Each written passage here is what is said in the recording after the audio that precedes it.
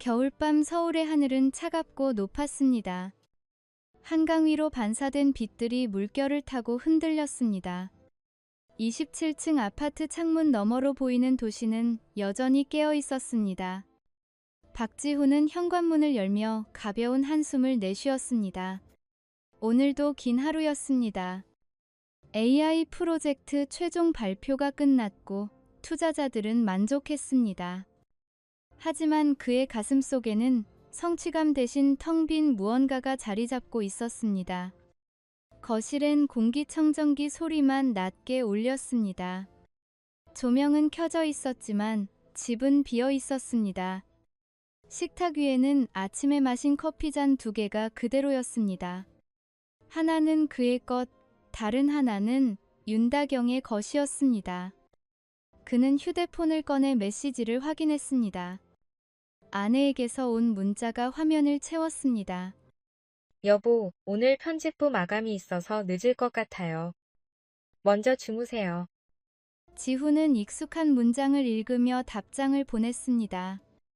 알았어. 너무 무리하지 마. 밤늦게 택시 타. 그는 소파에 몸을 묻었습니다. 6년 전 대학 졸업식 날 다경을 처음 만났을 때가 떠올랐습니다. 그녀는 웃고 있었고 그는 그 웃음에 빠졌습니다.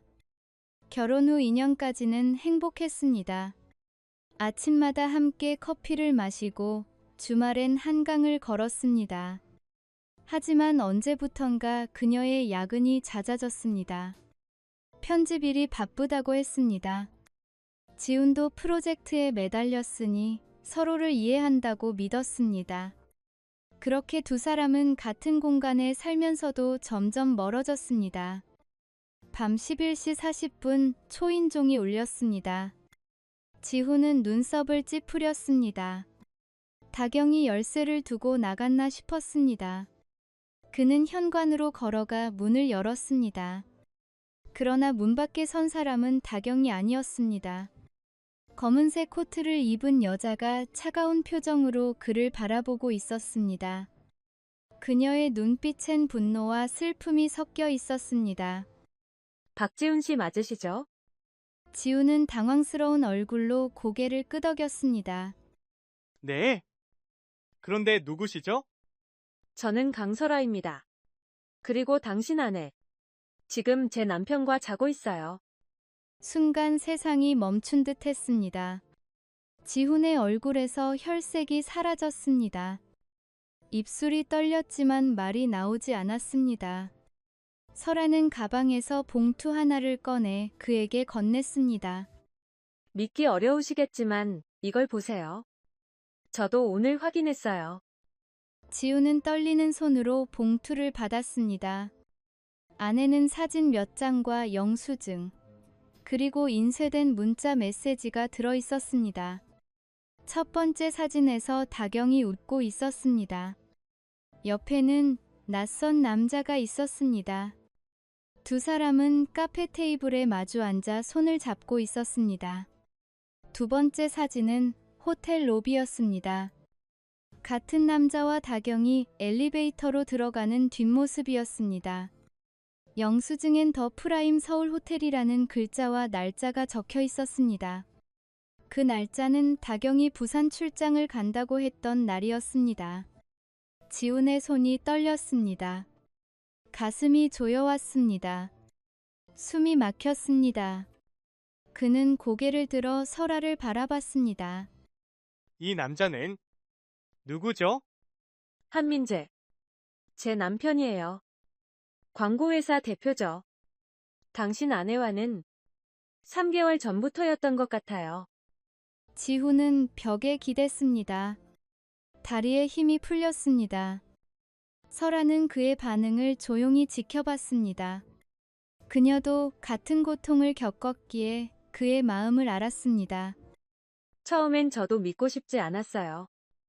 하지만 증거는 거짓말하지 않더군요. 지훈은 사진을 다시 내려다봤습니다. 다경의 환한 미소가 그를 찔렀습니다. 저 표정은 최근 몇 달간 자신에게 보인 적 없는 것이었습니다.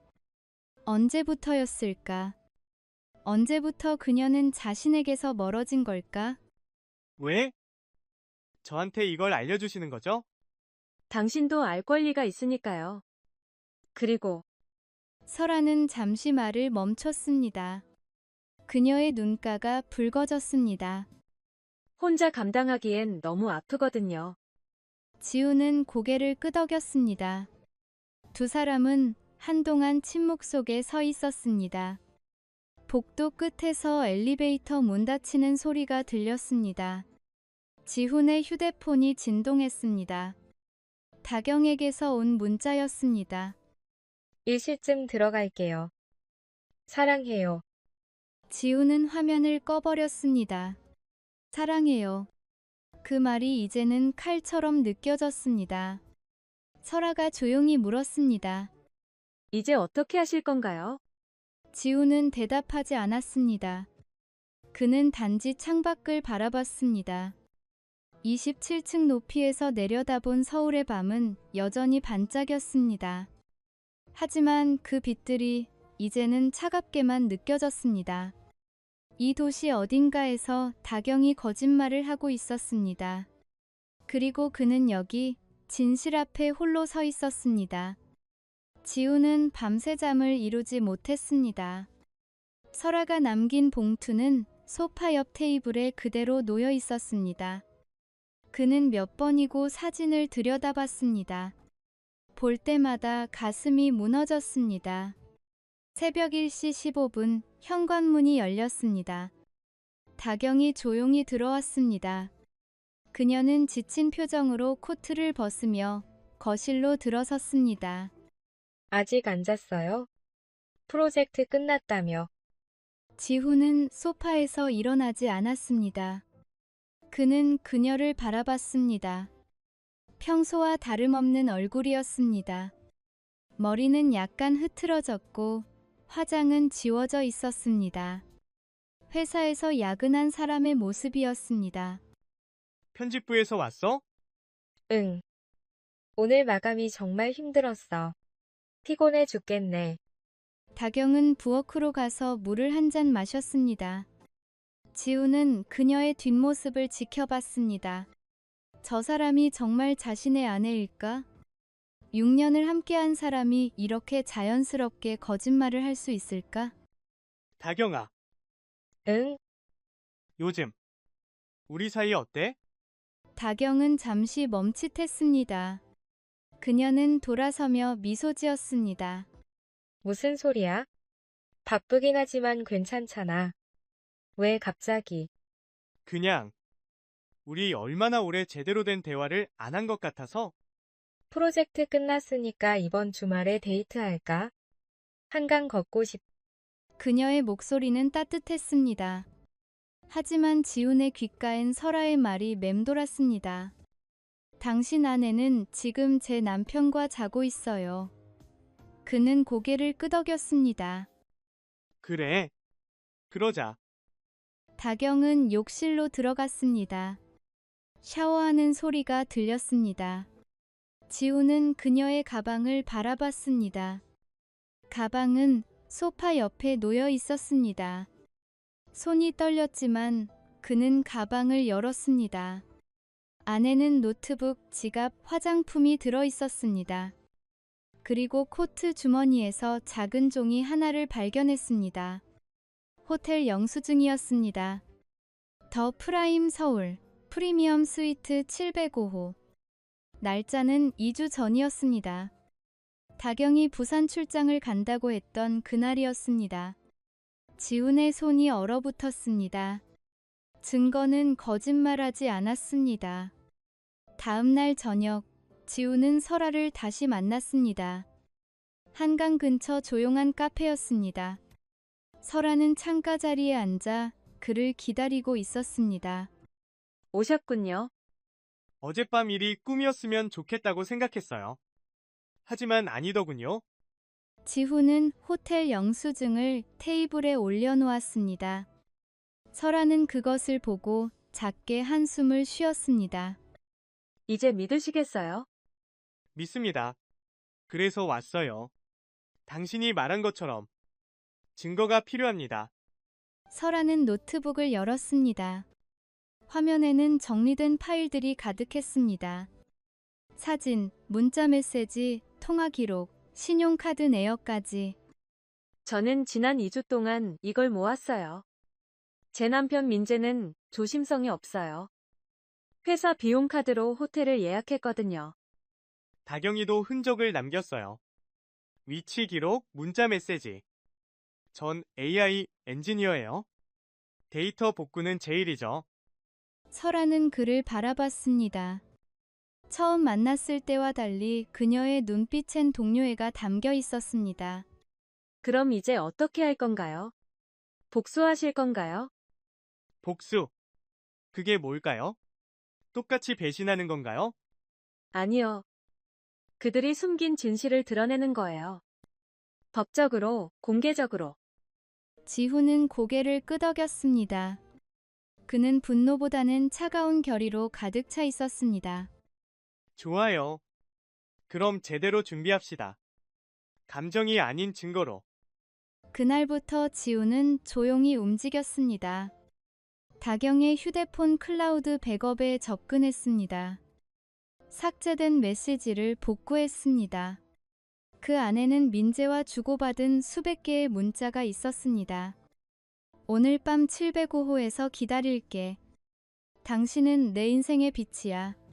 남편한테 들키지 않게 조심해. 지우는 화면을 바라보며 숨을 참았습니다. 눈물이 나올 것 같았지만 참았습니다. 감정은 나중이었습니다.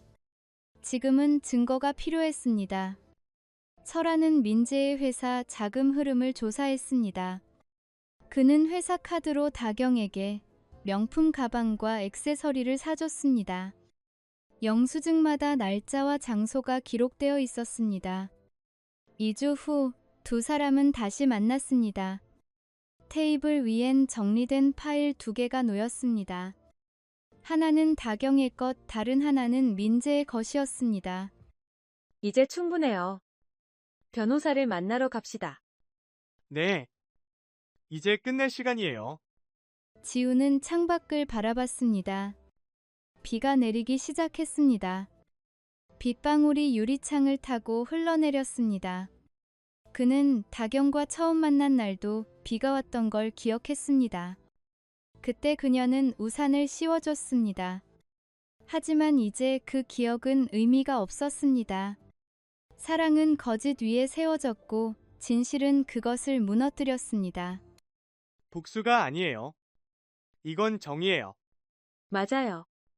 우리는 그들에게 대가를 치르게 할 거예요. 설아는 고개를 끄덕였습니다. 두 사람은 카페를 나섰습니다. 밖에선 비가 더 세차게 쏟아졌습니다. 하지만 그들의 발걸음은 흔들리지 않았습니다.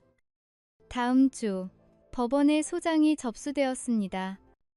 윤다경과 한민재를 상대로 한 위자료 청구 소송이었습니다.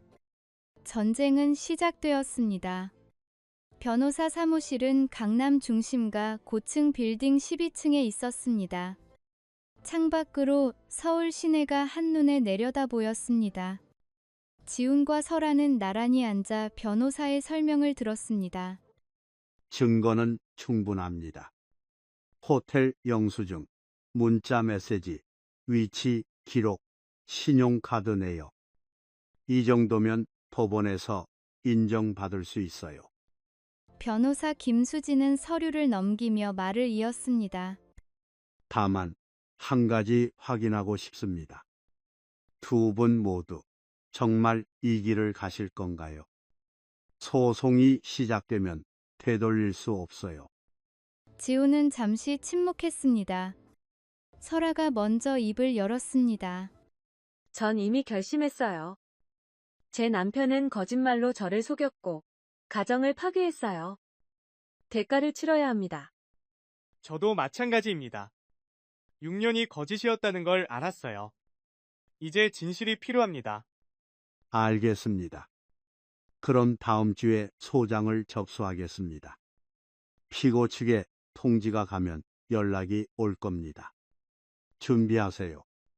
일주일 후 다경에게 법원 통지서가 도착했습니다. 지훈은 회사에 있었고 다경은 집에서 우편물을 받았습니다. 저녁 7시 지훈이 퇴근했을 때 거실은 어두웠습니다.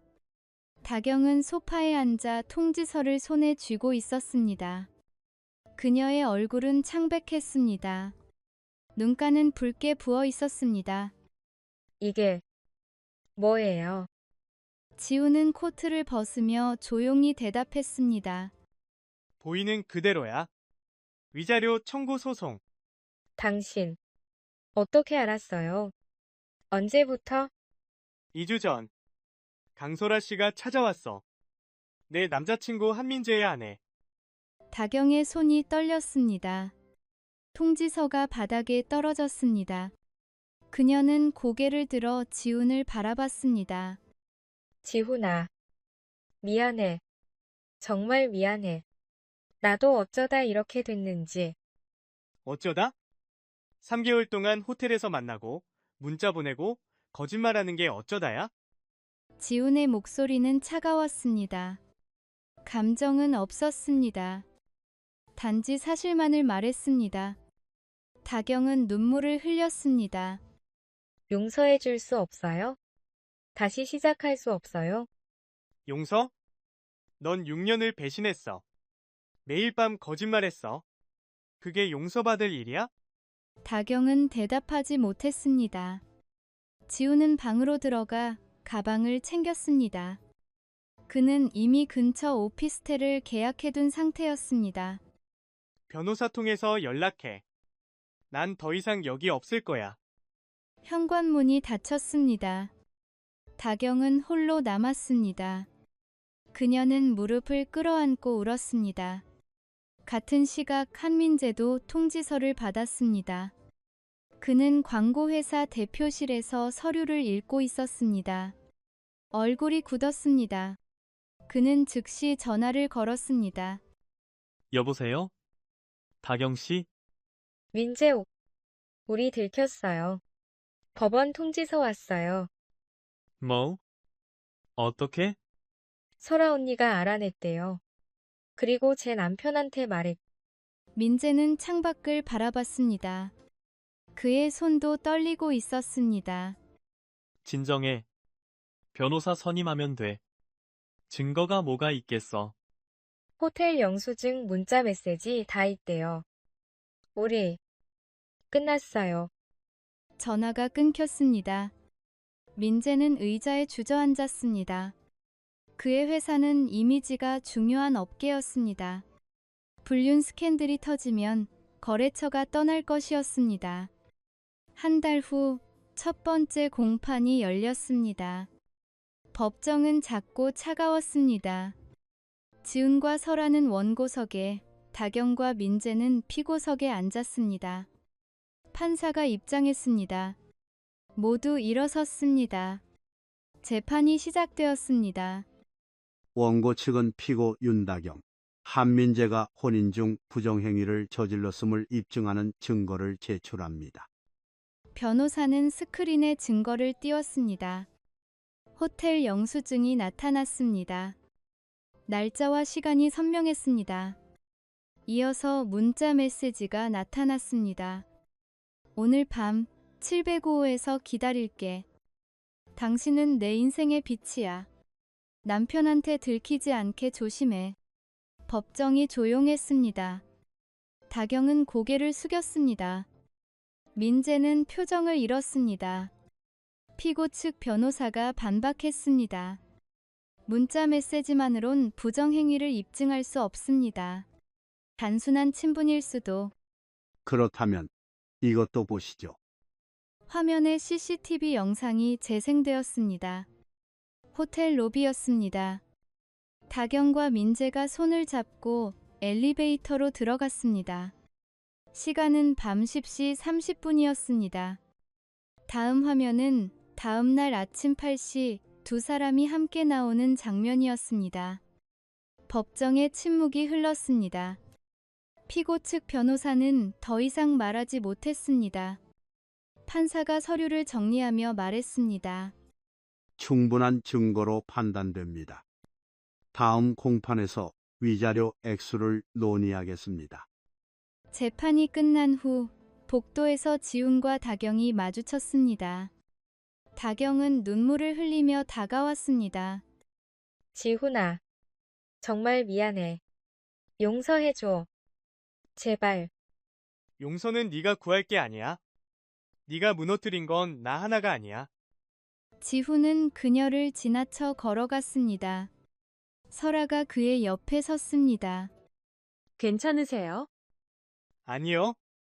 하지만 해야 할 일은 했어요. 두 사람은 법원을 나섰습니다. 밖에는 기자 몇 명이 기다리고 있었습니다. 민재의 회사가 유명했기 때문이었습니다. 한민재 대표의 불륜 의혹에 대해 한 말씀 부탁드립니다. 설아는 대답하지 않았습니다. 지훈도 침묵했습니다. 그들은 조용히 차에 올랐습니다. 그날 저녁 뉴스에 기사가 떴습니다. 유명 광고회사 대표 불륜 소송 휘말려 민재의 회사 주가가 떨어졌습니다. 거래처에서 연락이 끊겼습니다. 다경은 회사에서 소문이 퍼졌습니다. 동료들이 그녀를 피했습니다. 편집장은 그녀를 불러 조용히 말했습니다. 다경 씨, 좀 쉬는 게 어때요? 분위기가. 다경은 사표를 냈습니다. 집으로 돌아왔지만 집은 비어 있었습니다. 지훈은 이미 떠났습니다. 그녀는 텅 빈 거실에 혼자 앉았습니다. 세상은 그들에게 등을 돌렸습니다. 사랑이라 믿었던 것의 대가는 너무 컸습니다. 지훈은 오피스텔 창가에 서서 서울의 밤을 바라봤습니다. 복수는 달콤하지 않았습니다. 단지 차가웠습니다. 하지만 멈출 수 없었습니다. 이제 끝이 보여. 다음 공판까지 2주. 최종 판결이 다가오고 있었습니다. 최종 공판 날, 서울 하늘은 잔뜩 흐렸습니다. 아침부터 비가 내릴 것 같은 기운이 감돌았습니다. 지훈은 검은색 정장을 입고 법원으로 향했습니다. 설아가 로비에서 그를 기다리고 있었습니다. 준비되셨어요? 네. 오늘로 끝이네요. 두 사람은 법정으로 들어갔습니다. 방청석에는 몇몇 기자와 방청객이 앉아 있었습니다. 다경과 민재는 이미 피고석에 앉아 있었습니다. 다경은 2주 전과 완전히 달라 보였습니다. 얼굴은 수척했고 눈가엔 다크서클이 짙었습니다. 화장도 하지 않은 듯 했습니다. 민재도 마찬가지였습니다. 그의 어깨는 축 처져 있었고 표정엔 생기가 없었습니다. 판사가 입장했습니다. 모두가 일어섰습니다. 지난 공판에 이어 오늘은 최종 변론과 판결을 진행하겠습니다. 피고 측 할 말 있습니까? 피고 측 변호사가 일어났습니다. 피고들은 자신들의 잘못을 깊이 반성하고 있습니다. 다만 위자료 액수가 과도하다고 판단됩니다. 피고 한민재는 회사 경영에 어려움을 겪고 있으며 객관적 증거로 말씀해 주시죠. 변호사는 서류를 제출했습니다. 민재의 회사 재무제표였습니다. 실제로 최근 한 달간 매출이 40% 감소했습니다. 주요 거래처 3곳이 계약을 해지했습니다. 원고 측 의견 있습니까? 지훈의 변호사가 일어나 침착하게 말했습니다. 피고의 경제적 어려움은 본인들의 선택이 초래한 결과입니다. 원고들은 정신적 고통과 가정 파괴에 대한 정당한 보상을 요구할 권리가 있습니다. 판사는 고개를 끄덕이며 서류를 검토했습니다. 법정은 숨소리조차 조심스러웠습니다. 피고 윤다경, 한민재. 최후 진술하시겠습니까? 다경이 천천히 일어났습니다. 그녀의 목소리는 떨렸습니다. 재판장님, 정말 죄송합니다. 제가 정말 잘못했습니다. 지훈 씨, 다경은 지훈을 바라봤습니다. 눈물이 흘러내렸습니다. 미안해요. 당신을 사랑했어요. 지금도. 하지만 제가 너무 어리석었어요. 지훈은 표정 하나 바꾸지 않았습니다. 그는 단지 앞을 바라봤습니다. 다경은 다시 앉았습니다. 민재도 일어났습니다. 재판장님, 저도 깊이 반성하고 있습니다. 아내와 가족에게 용서를 구하고 싶습니다. 설아는 차갑게 웃었습니다. 민재의 말은 공허했습니다. 알겠습니다. 그럼 판결을 선고하겠습니다. 법정이 다시 조용해졌습니다. 판사는 서류를 펼쳤습니다. 피고 윤다경은 원고 박지훈에게 위자료 6천만 원을 지급할 것. 피고 한민재는 원고 강설아에게 위자료 8천만 원을 지급할 것. 망치가 울렸습니다. 톡. 그 소리가 법정을 가득 채웠습니다. 판결문은 이준에 송달됩니다. 폐정하겠습니다. 판사가 퇴장했습니다. 사람들이 웅성거렸습니다. 다경은 고개를 푹 숙였습니다. 어깨가 떨렸습니다. 민재는 멍하니 앞을 바라봤습니다. 지우는 자리에서 일어났습니다. 설아도 일어났습니다. 두 사람은 아무 말 없이 법정을 나섰습니다. 복도에서 다경이 지훈을 불렀습니다. 지훈아, 지훈은 멈춰섰습니다. 돌아보지는 않았습니다. 정말 끝인 거야? 우리 6년이 아무것도 아닌 거야? 6년이 아무것도 아니었던 건 네가 먼저야. 미안해. 정말 미안해. 미안하다고 다 끝나는 건 아니야. 넌 대가를 치러야 해. 그게 공정한 거야. 지훈은 다시 걸었습니다. 다경은 그 자리에 멈춰 섰습니다. 더 이상 따라오지 않았습니다. 법원을 나서자 비가 내리기 시작했습니다. 가랑비였습니다. 설아가 우산을 폈습니다. 같이 쓸래요? 괜찮아요. 비 맞는 것도 나쁘지 않네요. 두 사람은 나란히 걸었습니다. 말은 없었습니다. 법원 앞 계단을 내려왔습니다. 지훈 씨, 지금 기분이 어때요? 모르겠어요. 이겼다는 느낌은 없어요. 그냥 끝났다는 느낌? 저도 그래요. 복수가 이렇게 차가울 줄 몰랐어요. 복수가 아니었어요. 그냥 공정함을 되찾은 거죠. 설아는 고개를 끄덕였습니다. 그날 저녁 뉴스는 판결 소식을 전했습니다. 민재 회사는 주가가 더 떨어졌습니다.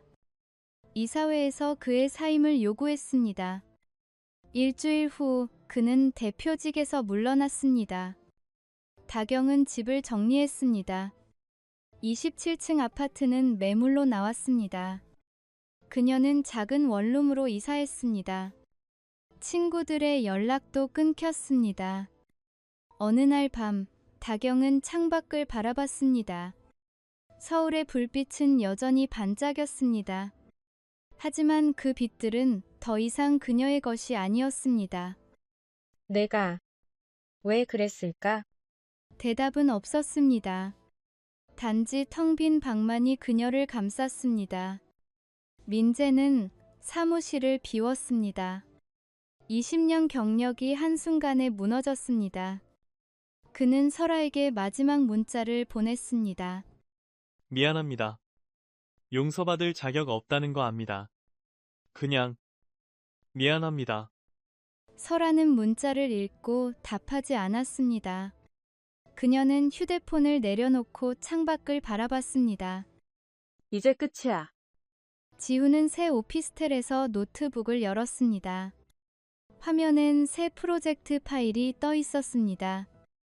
AI 감정 분석 시스템, 거짓을 학습하되 신뢰를 잃지 않는 법. 그는 키보드를 두드렸습니다. 코드가 화면을 채워갔습니다. 밤은 깊어갔습니다. 다시 시작이야. 창밖엔 비가 그쳤습니다. 구름 사이로 달빛이 스며들었습니다. 서울은 여전히 깨어 있었습니다. 복수는 끝났습니다. 이제 남은 건 삶이었습니다. 아프지만 계속 가야 하는 삶이었습니다. 판결 후 3주가 지났습니다. 봄이 오고 있었습니다. 한강변 벚꽃나무에 꽃망울이 맺히기 시작했습니다. 지훈은 강변을 걸었습니다. 혼자였습니다. 그는 멈춰서서 강물을 바라봤습니다. 물결은 천천히 흘렀습니다. 2개월 전 이곳에서 다경과 마지막으로 걸었던 기억이 떠올랐습니다. 아니, 그건 거짓이었습니다. 그녀는 그날도 민재를 생각했을지 모릅니다. 이제 괜찮아. 지우는 스스로에게 말했습니다. 정말 괜찮았습니다. 분노는 가라앉았습니다. 슬픔도 무뎌졌습니다. 남은 건 공허함이 아니라 고요함이었습니다. 며칠 후 설아가 연락했습니다. 카페에서 만나기로 했습니다. 그녀는 창가 자리에 앉아 커피를 마시고 있었습니다. 오랜만이에요, 지훈 씨. 그러게요. 어떻게 지내세요? 저는 이사 준비 중이에요. 서울을 떠나려고요. 어디로요?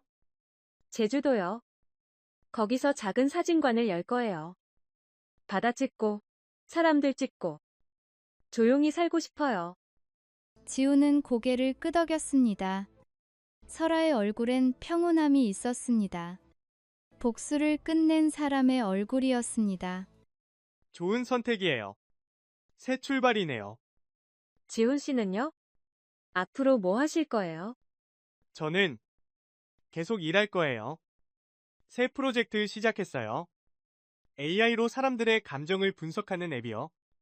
흥미롭네요. 어떤 앱이에요? 거짓을 탐지하되 사람에 대한 신뢰를 잃지 않게 돕는 시스템이요. 아이러니하죠? 설아는 미소 지었습니다. 아니에요. 당신답네요. 아픔에서 의미를 찾는 거. 두 사람은 한동안 침묵했습니다. 커피 향이 공간을 채웠습니다. 창밖으로 사람들이 오갔습니다. 지훈 씨, 우리 잘한 걸까요? 뭐가요? 복수요. 그들을 무너뜨린 거요. 지우는 잠시 생각했습니다. 복수가 아니었어요. 공정함을 되찾은 거예요. 그들은 대가를 치렀고 우리는 존엄을 지켰어요. 그래도 가끔은 후회할 때 있지 않나요? 후회는 없어요. 다만 슬프긴 해요. 6년이 거짓이었다는 게. 저도요. 10년이 무너졌거든요. 하지만 이제는 앞을 봐야죠. 설아는 가방에서 작은 봉투를 꺼냈습니다. 지훈에게 건넸습니다. 이거 당신 거예요. 뭐예요?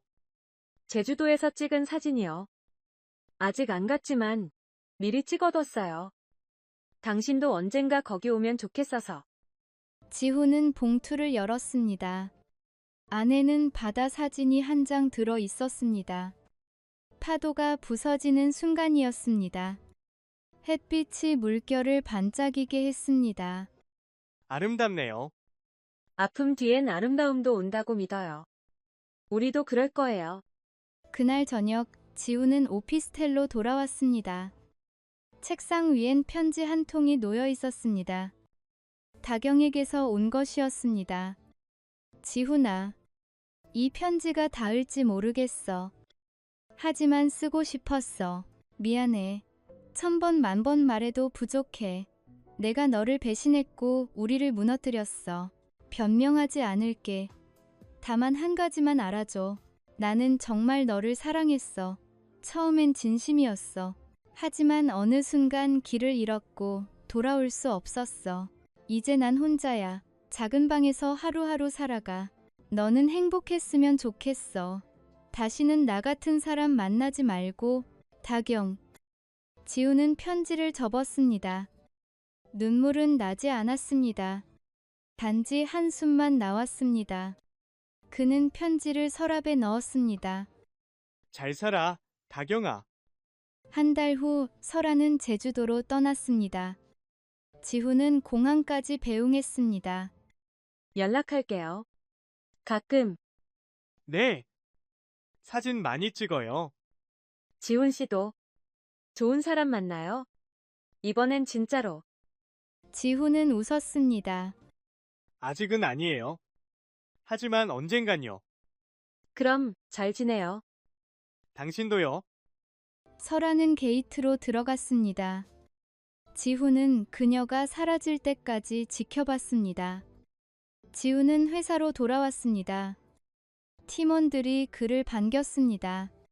새 프로젝트는 순조로웠습니다. 투자자들도 관심을 보였습니다.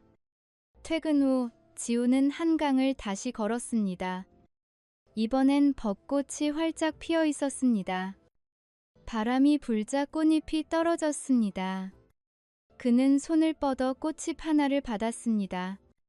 끝이 아니야. 시작이야. 같은 시각, 다경은 작은 원룸에서 저녁을 먹고 있었습니다. 혼자였습니다. 창밖으로 서울의 불빛이 보였습니다. 그녀는 휴대폰을 꺼내 지훈의 번호를 바라봤습니다. 전화하지 않았습니다. 미안해, 지훈아. 그녀는 휴대폰을 내려놓았습니다. 방은 조용했습니다. 민재는 작은 카페에서 아르바이트를 시작했습니다. 대표직은 끝났습니다. 20년 경력도 끝났습니다. 하지만 살아야 했습니다. 어느 날 그는 설아에게 문자를 보냈습니다. 미안합니다. 용서를 바라지 않습니다. 다만 당신이 행복하길 바랍니다. 설아는 답하지 않았습니다. 그녀는 제주 바닷가에서 사진을 찍고 있었습니다. 파도 소리가 그녀를 감쌌습니다. 이제 괜찮아. 6개월이 지났습니다. 지훈의 앱은 출시되었습니다. 반응이 좋았습니다. 사람들은 감정을 분석하면서도 신뢰를 배웠습니다. 어느 날 지훈은 카페에서 노트북을 열었습니다. 창밖으로 가을비가 내렸습니다. 옆 테이블에 여자가 앉았습니다. 그녀는 책을 읽고 있었습니다. 지훈은 그녀를 힐끗 봤습니다. 눈이 마주쳤습니다. 그녀가 미소 지었습니다. 지훈도 미소 지었습니다. 아직은 아니야. 하지만 언젠가는. 그날 밤 지훈은 오피스텔 창가에 섰습니다. 서울의 불빛이 반짝였습니다. 그는 설아의 사진을 꺼내봤습니다. 바다가 빛났습니다. 설아 씨, 잘 지내죠? 저도 잘 지내요. 천천히요. 하지만 확실하게요. 그는 사진을 책상에 놓았습니다. 노트북을 열었습니다. 새 코드를 작성했습니다. 밤은 깊었습니다. 하지만 그의 방은 밝았습니다. 불빛이 창밖으로 새어나갔습니다. 복수는 끝났습니다. 분노도 가라앉았습니다. 이제 남은 건 삶이었습니다. 아프지만 계속 가는 삶. 넘어지지만 다시 일어서는 삶. 거짓에 무너졌지만 진실로 다시 서는 삶. 지훈은 키보드를 두드렸습니다. 화면이 채워졌습니다. 밤은 길었지만 아침은 반드시 왔습니다. 그는 믿었습니다. 아픔 뒤엔 아름다움이 온다고. 폭풍 뒤엔 고요함이 온다고. 서울의 밤은 여전히 깨어 있었습니다. 하지만 이제 그 빛은 따뜻했습니다. 씻겨 내려간 마음 위로 새로운 빛이 스며들고 있었습니다.